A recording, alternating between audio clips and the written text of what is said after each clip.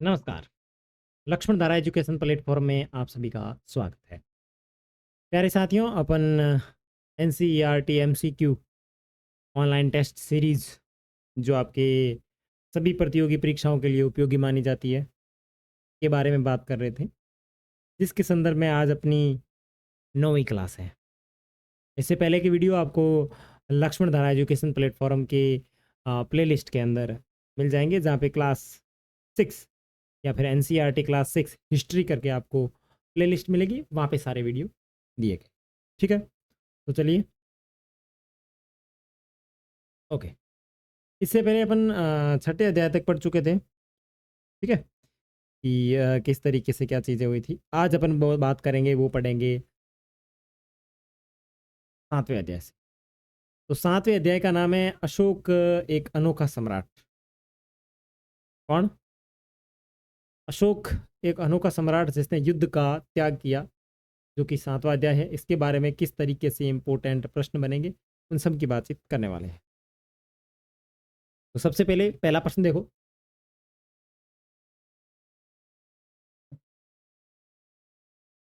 Megasthenes ने भारत में जो कुछ देखा उसका विवरण दिया। सम्राट के विषय में उसके विवरण के संदर्भ में निम्नलिखित कथनों पर विचार कीजिए। सम्राट की जनता के सामने आने के अवसर पर शोभा यात्रा के रूप में जश्न होता था। बिल्कुल सही बात है। उनके अंगरक्षक सोने व चांदी से सजे हथियारों पर सवार रहते थे। कुछ अंगरक्षक पेड़ों को लेकर चलते थे। यस, ये भी बात बिल्कुल सही है।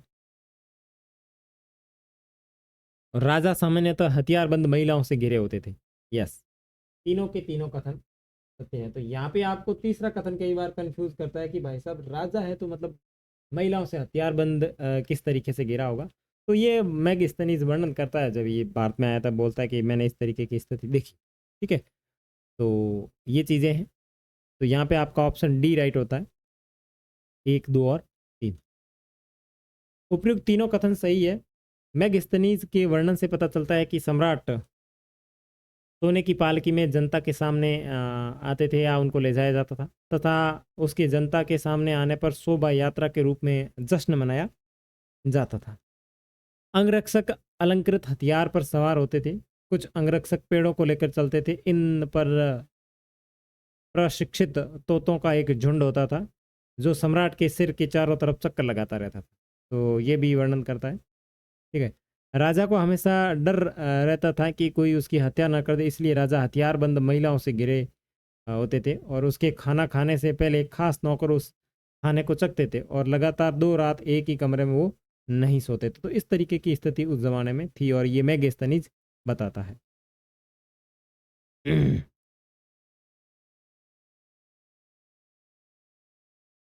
ठीक है, आगे देखो। निम्नलिखित में से कौन भारत में आए विदेशी आक्रमणकारियों का सही क्रम है? हिंदी, हिंद, यवन, कुषाण, शक, पार्थियन। कुषाण, हिंद, पार्थियन, शक, हिंदियन। तो इसमें जो इंडियन क्या है, इसमें जो आपका सी ऑप्शन है वो राइट होगा। सबसे पहले हिंद, यवन, फिर शक, फिर हिंद, पार्थियन, फिर कुषाण। ये जो आपका सी ऑप्शन है, ये सही बैठता है कि भारत में आने वाले विदेशी आक्रमणों का जो क्रम था वो इस प्रकार था। ठीक है, मौर्यों के बाद विदेशी आक्रमण शासक हुए, और जिसमें हिंद, यवन पहले तथा बाद में शक दूसरे थे, और शकों के बाद हिंद, पार्थियन आए थे, और या पल्लव थे, और उसके बाद कुषाणों ने आक्रमण किया था। तो ये इसमें सी ऑप्शन जो है वो आपका राइट बैठता है। आगे देखो। दक्षिण भारत में स्थित अरिका मेडू का रोमन नाम निम्नलिखित में से कौन सा था? तीसरा जो प्रश्न है उसके अंदर देखो कि अरिका मेडू जो है उसके अंदर रोमन नाम प्रचलित कौन सा, वो बताना है। ठीक है ना? तो तीसरे के अंदर आपका ए ऑप्शन राइट हो जाएगा। तीसरे में ए ऑप्शन राइट हो जाएगा, यानी पोडुका। कौन सा नाम प्रचलित था? पोडू का नाम प्रचलित था। देखो, अरिका मेडू का रोमन नाम पोडू का था। अरिका मेडू बोरी गांजा मुसलीपतनम और मुजीरिम सभी प्राचीन काल के महत्वपूर्ण पतन थे। व्यापार के संदर्भ में दक्षिण भारत के पतन काली मिर्च तथा अन्य मसालों के निर्यात की दृष्टि के महत्वपूर्ण थे। ठीक है, उसके बाद में चौथा प्रश्न देखो। अपनी प्रजा के लिए अशोक द्वारा दिए गए संदेशों के संदर्भ में निम्नलिखित कथनों पर विचार कीजिए।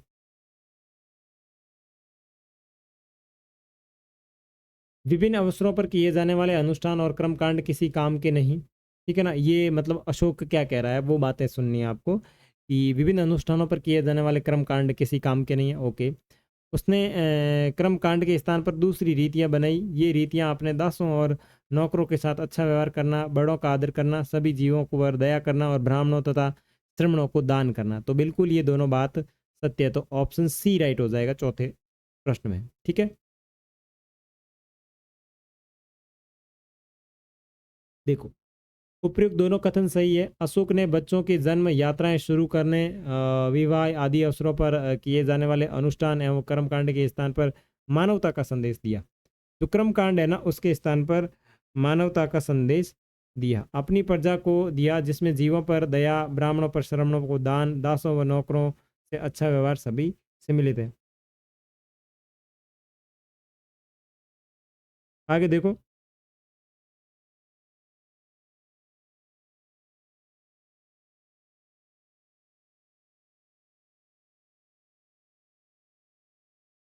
प्रश्न संख्या 5। आधुनिक भारत की ज़्यादातर लिपियां पिछले सैकड़ों वर्षों में निम्नलिखित में से किस लिपि से उत्पन्न हुई है? आधुनिक भारत की जितनी भी लिपियां हैं वो किस लिपि से उत्पन्न हुई मानी जाती है? तो पांचवें में अपनी सी ब्राह्मी लिपि से उत्पन्न मानी जाती है, क्योंकि जितनी भी लिपियां प्राचीन लिपियों अगर देखने को बात करें तो ब्राह्मी लिपि उसके अंतर्गत आती है। वैसे हम देखो आधुनिक भारत की ज़्यादातर लिपियां जैसे देवनागरी, तमिल, बांग्ला, मलयालम सभी ब्राह्मी लिपि से उत्पन्न हुई है। ठीक है, आगे देखो 6 नंबर। धम्म के प्रचार के लिए अशोक ने जिन साधनों का प्रयोग किया उनके संदर्भ में निम्नलिखित कथनों पर विचार कीजिए। धम्म के प्रचार के लिए अशोक ने कौन कौन से साधन अपनाए उनके बारे में देखें। तो सबसे पहले जो है वो अशोक ने अपने संदेश कई स्थानों पर शिलाओं और स्तंभों पर खुदवाए। ठीक है, तो अशोक ने जो अपने संदेश थे वो कई स्थानों पर शिलाओं पर और स्तंभों पर खुदवाए, सही बात है। उसने अधिकारियों को आदेश दिया कि वे राजा के संदेश को उन लोगों को पढ़कर सुनाए, खुद पढ़ नहीं सकते, क्योंकि जो लोग खुद नहीं पढ़ सकते थे उनको जो राजा के अधिकारी थे वो लोग पढ़ कर सुनाते थे। अशोक ने धम्म के विचारों को प्रचारित करने के लिए सीरिया, मिस्र, ग्रीस तथा श्रीलंका में भी दूत भेजे। ये बात बिल्कुल सत्य है, तो इसके अंदर डी ऑप्शन राइट हो जाएगा, पहला, दूसरा और तीसरा। तो अशोक ने धम्म के प्रचार के लिए उक्त सभी कदम उठाए, अंत तीनों कथन सत्य हैं। आगे देखो तीसरा प्रश्न, सॉरी 7वां प्रश्न।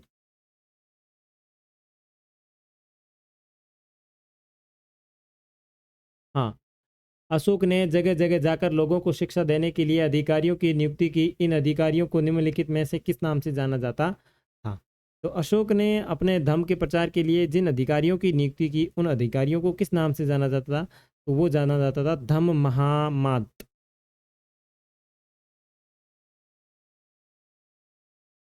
धम्म महामत क्या नाम दिया जाता था? ये इस तरीके का जो अधिकारी होता था वो ये काम। कलिंग युग में जनहानि से दुखी होकर अशोक ने धम्म का पालन करने एवं दूसरों को इसकी शिक्षा देने का निश्चय किया। धम्म के संदर्भ में उसके विचार निम्नलिखित है। देखो अशोक जो था वो क्या कर रहा था कि उसने युद्ध किया था कलिंग। कलिंग युद्ध किया तो उसने बहुत सारी जनहानि देखी, और जनहानि देखने के बाद में उसने धर्म को ग्रहण करने का फैसला लिया। तो उसके संदर्भ में कौन से कथन है वो सही है, ठीक है ना। तो देखो अशोक का मानना था कि धर्म के माध्यम से लोगों का दिल जीतना बलपूर्वक विजेता पाने से ज़्यादा अच्छा है। अशोक बोलता था कि भाई मैंने इतने क्षेत्रों पर आक्रमण करके विजय प्राप्त की, लेकिन उनमें से उन विजय का वो इंटरेस्ट नहीं है जो लोगों का दिल जीत कर इच्छा जताई जाए, ठीक है ना। तो इसको क्या कहते हैं कि भाई लोगों का दिल जीतना है तो किससे जीतो? धर्म के माध्यम से। वह चाहता था, अब आपको कोई दिल विल नहीं जीतना, आप सिर्फ पढ़ाई करें, ठीक है। वह चाहता था कि उसके बाद उसके बेटे और पोते भी युद्ध न करें, इसके बदले वे धर्म की अभिवृद्धि में योगदान कर रहे थे। तो 8वें प्रश्न के अंदर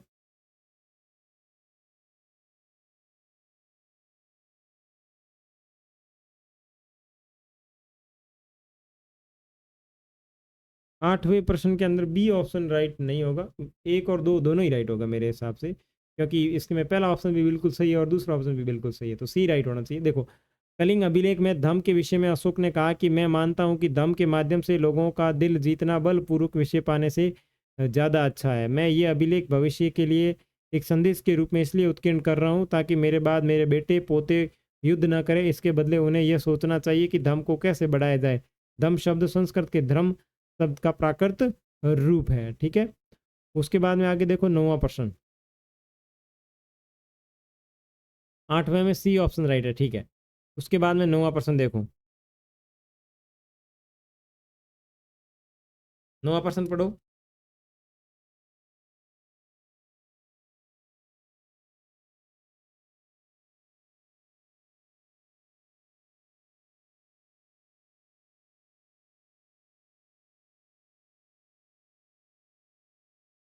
हाँ, अशोक के संबंध में निम्नलिखित तथ्यों पर विचार कीजिए। अशोक एक ऐसा शासक था जिसने अभिलेखों द्वारा जनता तक अपना संदेश पहुंचाने की कोशिश की। बिल्कुल सही बात है। ठीक है, और अशोक के ज़्यादातर अभिलेख खरोष्टी लिपि में हैं।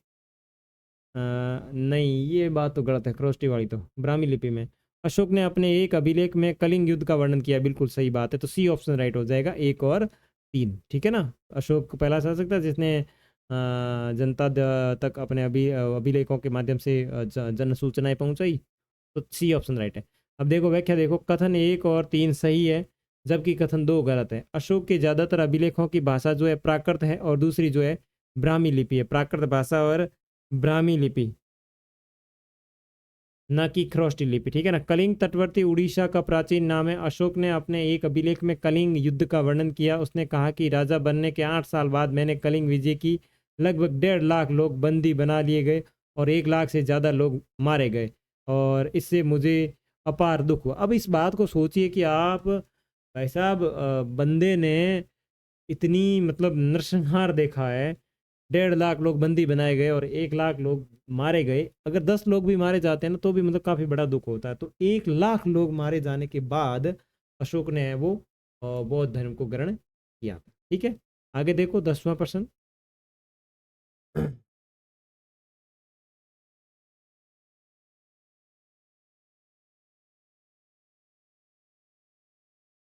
मौर्य साम्राज्य के संदर्भ में निम्नलिखित कथनों पर विचार कीजिए।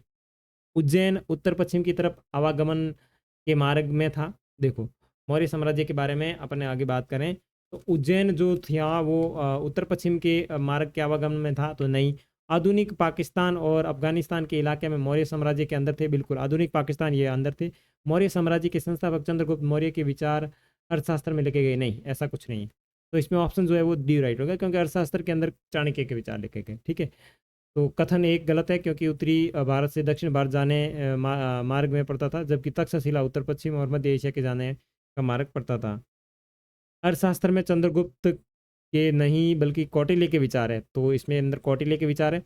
अंततः कथन 3 भी गलत है। अर्थशास्त्र के रचयिता कौटिल्य का ही नाम चाणक्य था, और उसने विष्णुगुप्त के नाम से भी जाना जाता था। तो उसका नाम कौटिल्य भी था, उसका नाम चाणक्य भी था, और उसका नाम विष्णुगुप्त था, और जिसने अर्थशास्त्र पुस्तक लिखी थी।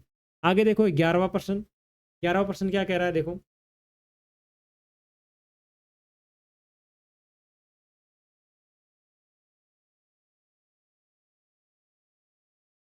आगे देखो 11वां प्रश्न।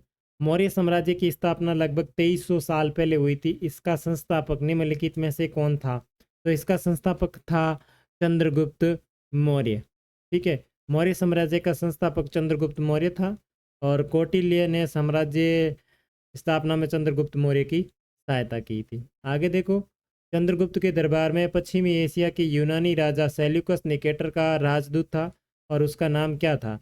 तो उसका नाम था, सेल्यूकस निकेटर का राजदूत था मैगस्थनीज। ठीक है, मैगस्थनीज यहाँ पे काम करता था।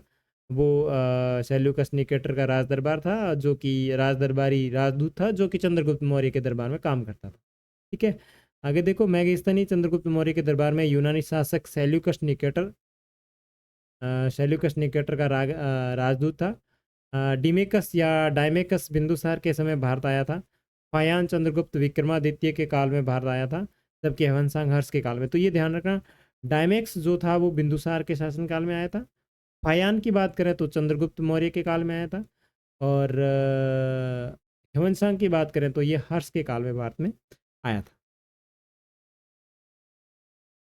ठीक है, मौर्य प्रशासन से जुड़े निम्नलिखित कथनों पर विचार कीजिए। मौर्य प्रशासन के छोटे क्षेत्र या प्रांतों पर तक्षशिला या उज्जैन जैसी प्रांतीय राजधानियों से शासन किया जाता था। तो 13वें के अंदर अपने को देखना है क्या ये सही है, तो बिल्कुल सही बात है, बिल्कुल सही बात। मौर्य शासक आवागमन के लिए महत्वपूर्ण मार्गों और नदियों पर नियंत्रण रखने का प्रयास करते थे, यस बिल्कुल सही बात है।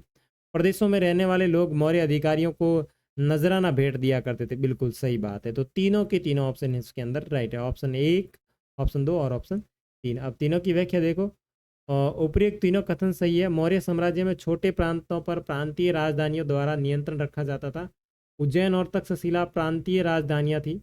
कुछ हद तक पाटलिपुत्र से इन क्षेत्रों में राजकुमारों को राज्यपाल के रूप में भेजकर नियंत्रण रखा जाता था, परंतु इन जगहों पर स्थानीय परंपराओं और नियमों को ही माना जाता था।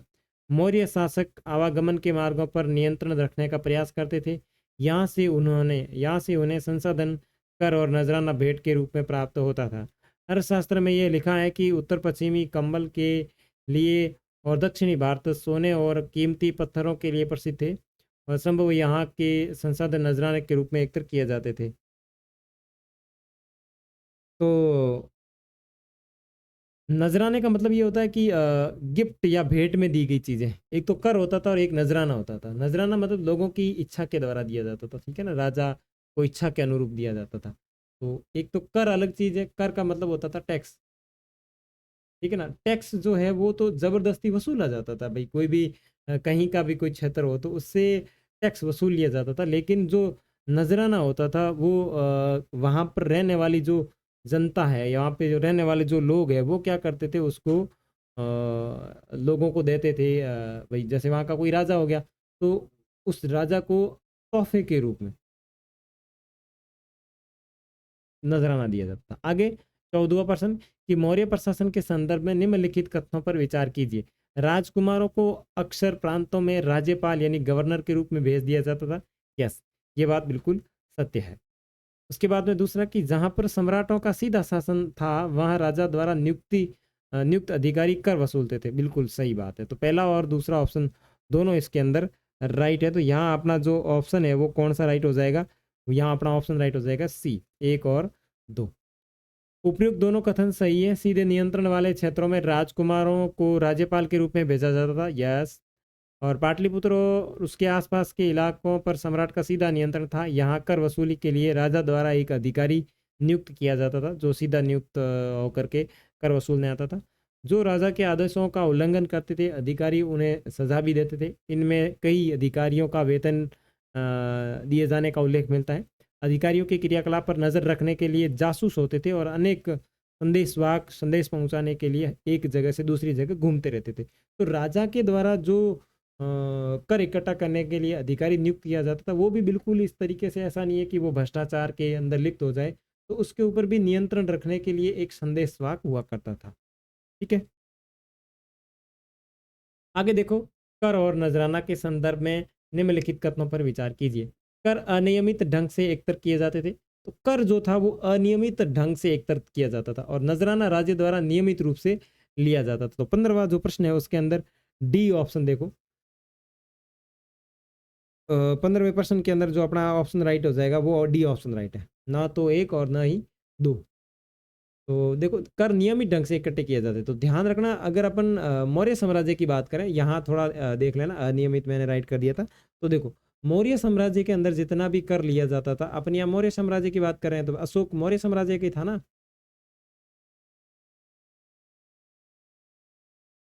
मौर्य साम्राज्य में कर नियमित लिया जाता था, मतलब उनका मतलब नियमित ढंग से लिया जाता था, उनको एक तरीके से फिक्स कर दिया जाता, नियमित ढंग से इकट्ठे किए जाते थे। वहीं नजराना जो था अनियमित रूप से, अनियमित रूप से जब भी संभव हो इकट्ठा किया जा सकता था, और ये दोनों कथन गलत है। तो ध्यान रखना दोनों कथन एकदम गलत है। और ऐसे नजराने विविध चीज़ों के रूप में प्राय ऐसे लोगों से लिए जाते थे जो स्वेच्छा से देते थे, क्यों, ठीक है। आगे देखो, 16वां प्रश्न, अनेक स्थानों से अशोक के शिलालेख मिले, निम्नलिखित में किन स्थानों पर अशोक के शिलालेख प्राप्त हुए हैं। तो किन किन स्थानों पर अशोक के शिलालेख प्राप्त हुए, तो 16वां प्रश्न है। 16वें प्रश्न के अंदर कंधार, ब्रह्मगिरी, जोगढ़, गिरनार, लुम्बिनी ये सारे हैं। तो ये चीज़ ही 1 2 3 4 और 5, इसमें पांचों ऑप्शन राइट हो जाएंगे कि अशोक के शिलालेख कंधार, लंपक, मनसेहरा, शाहबाजगढ़ी, कलसी, टोपरा, मेरठ।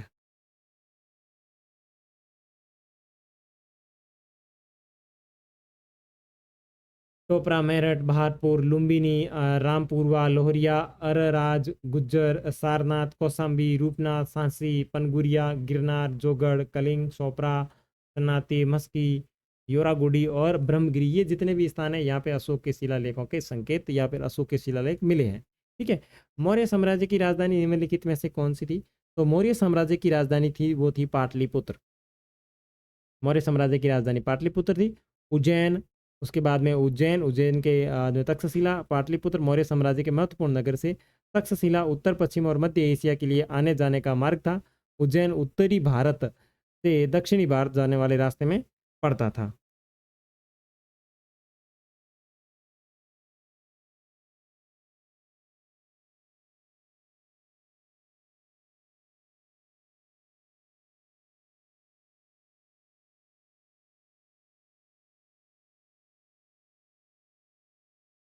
ठीक है, आगे देखो 18वां प्रश्न, मौर्य वंश में 3 महत्वपूर्ण राजा हुए, इन राजाओं का सही वंशानुक्रम क्या है? मौर्य वंश के अंदर 3 प्रमुख राजा हुए, उनका सही लाइनिंग क्या है? तो सही क्या है इसमें देखो, चंद्रगुप्त, चंद्रगुप्त के बाद में बिंदुसार, बिंदुसार के बाद में अशोक। तो डी ऑप्शन राइट हो जाएगा, पहले चंद्रगुप्त फिर बिंदुसार और 3 अशोक। मौर्य साम्राज्य के 3 महत्वपूर्ण राजाओं का वंशानुक्रम निम्नलिखित है, चंद्रगुप्त, बिंदुसार और अशोक। अशोक बिंदुसार का पुत्र था तथा बिंदुसार चंद्रगुप्त का पुत्र।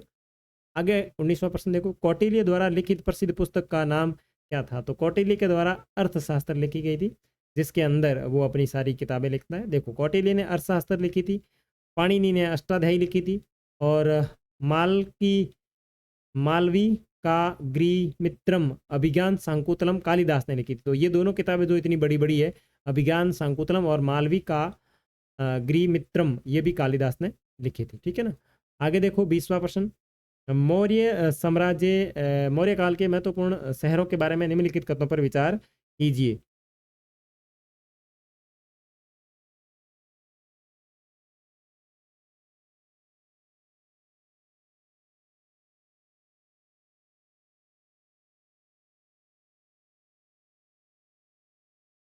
तक्षशिला उत्तर पश्चिम का प्रवेश द्वार है। ठीक है, 20वां सी ऑप्शन राइट होगा। 20वें में भी देखो, तक्षशिला उत्तर पश्चिम का प्रवेश द्वार था और उज्जैन उत्तर से दक्षिण भारत के मार्ग में स्थित है। नीचे दिए गए कोड में से दोनों कथन, देखो नीचे दिए गए कोड में से अगर बात करेंगे तो ये दोनों कथन सत्य है। देखो, मौर्य साम्राज्य में अनेक प्रकार के नगर थे, इनमें राजधानी पाटलिपुत्र, तक्षशिला और उज्जैन शामिल थे। और तक्षशिला मध्य एशिया सहित उत्तर पश्चिम का प्रवेश द्वार था, जबकि उज्जैन उत्तर से दक्षिण भारत के मार्ग में स्थित था। और इन शहरों में संभवतः व्यापारी, अधिकारी और शिल्पकार रहते थे। आगे देखो 21वां प्रश्न, मौर्य प्रशासन के बारे में निम्नलिखित कथनों पर विचार करें। 21वें प्रश्न में मौर्य साम्राज्य, उसके ऊपर क्या क्या चीजें हैं प्रशासन के बारे में। तो पाटलिपुत्र, उज्जैन और तक्षशिला सम्राट के प्रत्यक्ष नियंत्रण में था। क्या ये बात सत्य है? ठीक है, बिल्कुल सत्य है, क्योंकि यहाँ पे प्रत्यक्ष नियंत्रण था और वो कर लेने के लिए भेजता था। कर जमा करने के लिए अधिकारियों को नियुक्त किया गया था। वन क्षेत्रों में रहने वाले लोगों को कमोबेश स्वतंत्र थे। सही कथन सुनिए। तो 21 के अंदर जो अपना राइट ऑप्शन है वो हो जाएगा बी, 2 और 3,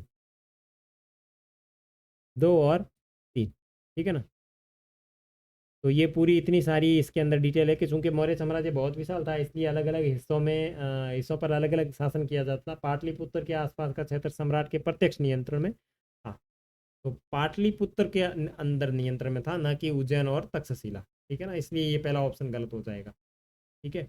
उसके बाद में इसका अर्थ ये था कि अधिकारियों को किसानों और पशुपालकों, शिल्पियों और व्यापारियों से कर को इकट्ठा करने के लिए नियुक्त किया गया अधिकारी जाता था, और इस क्षेत्र के गाँव के और कस्बों में लोग रहते थे। ठीक है ना। तो ये सारी डिटेल आप पढ़ लीजिएगा, इसमें कोई ज़्यादा इंपॉर्टेंट है नहीं।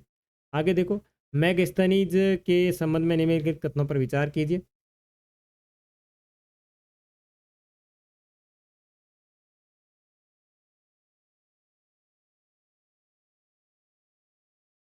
वह यूनानी शासक सेल्यूकस निकेटर द्वारा चंद्रगुप्त मौर्य के दरबार में भेजा गया दूत था। ठीक है। मैगस्थनीज के अनुसार मौर्य राजा समान रूप से सशस्त्र महिलाओं से घिरा होता था, बिल्कुल। मैगस्थनीज के अनुसार राजा का महल लकड़ी से बना था और पत्थर की नक्काशी से सजाया गया था।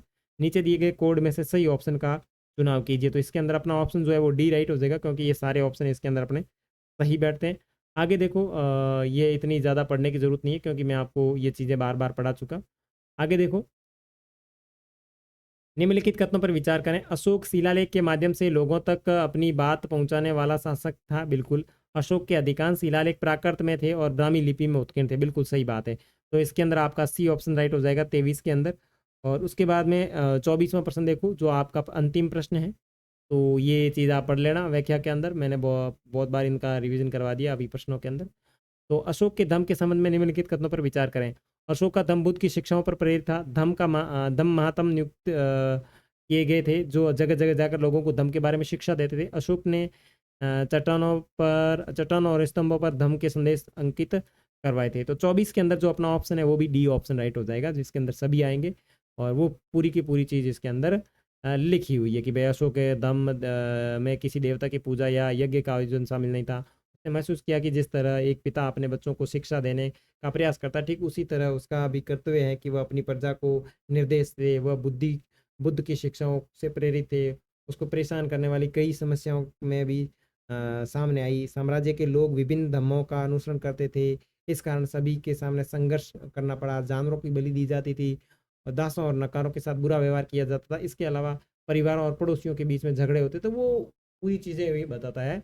और इसी के साथ आपके 7वें अध्याय का अंत होता है। ठीक है, आगे अपन 8वें अध्याय की बातचीत करेंगे। तब तक के लिए बाय बाय।